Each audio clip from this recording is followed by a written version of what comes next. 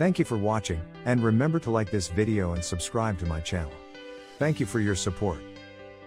Well, welcome back into America's Weekend Headquarters. I'm meteorologist Chris Brune in for Reynolds Wolf. And I'm meteorologist Molly McCollum in for Kelly Cass. Wow, the snow that we're seeing this morning, it is pretty dramatic in spots. Chicago, not one of the spots. That's when the snowfall really starts to work into areas like Pittsburgh, where we could see about an inch of accumulation. Yeah, and it may be heavy at times. We could get some decent snow showers to filter in here between 1 and 6 p.m. tonight, so be mindful about that. Just in time for the game. Yeah, speaking of which, if you don't prefer snow for your football watching enjoyment, then head to Santa Clara, California, where we got a phenomenal forecast and light winds. It really is perfect. And then we go up to New England, where it's so much better than the last 2 days, but it is a little bit on the cooler side, and sunshine giving way to more clouds by the second half of the afternoon. At least it won't be too breezy. In fact, here in Wisconsin, we had snow this morning, still dealing with snow. So maybe if you're early festivities, I know people tailgate here like bright and early and cook some amazing food.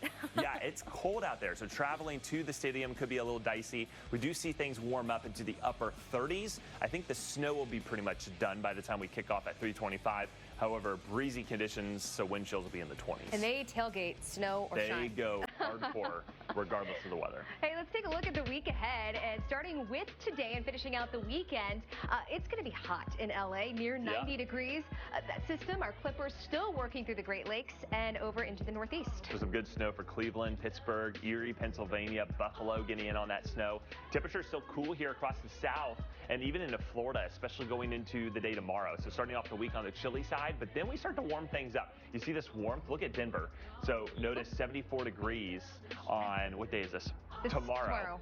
To what we are forecasting on Wednesday. I keep thinking this is the next day. There's 71, 70 in Atlanta, and then we get in on the highs in the 30s. You see that big difference, all with that system moving through. So Chicago, that's going to blow through your area the middle part of the week, bringing some cooler weather and some rain. So there goes Chicago, dipping all the way down into the 30s by Thursday as our rain and our system continues to make progress to the east. Enjoy the 70s because there's a front, and you can see how cold it is behind it. 30s for highs, even with sunshine in Chicago and Fargo.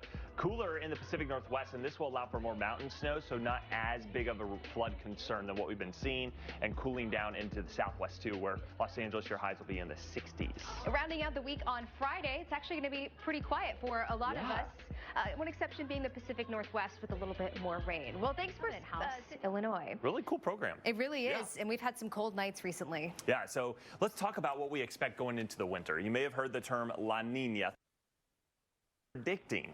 But let's talk about what La Nina is. It essentially means the waters of the Pacific are warmer than you would expect, and that allows high pressure to build. So the general flow of the jet stream is a ridge across the west and a trough across the east. And usually that lends itself to a warmer and drier pattern across the south. This is what you would generally expect. But it's not going to be really the rule all throughout because the winter you season. see where it was expected to be warmer and drier during a typical La Nina and where it's supposed to be colder in weather. Let's compare what last year's was, because last year was supposed to be a La Nina.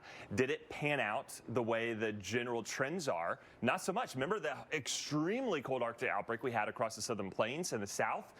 Very cold when you average those temperatures together. I mean, it's actually warmer across the north. I don't think people in Texas will forget that cold for a long time. No, I don't think they will forever. This is the Climate Prediction Center, the winter outlook, and it is kind of going with that La Nina pattern with those warmer than average temperatures for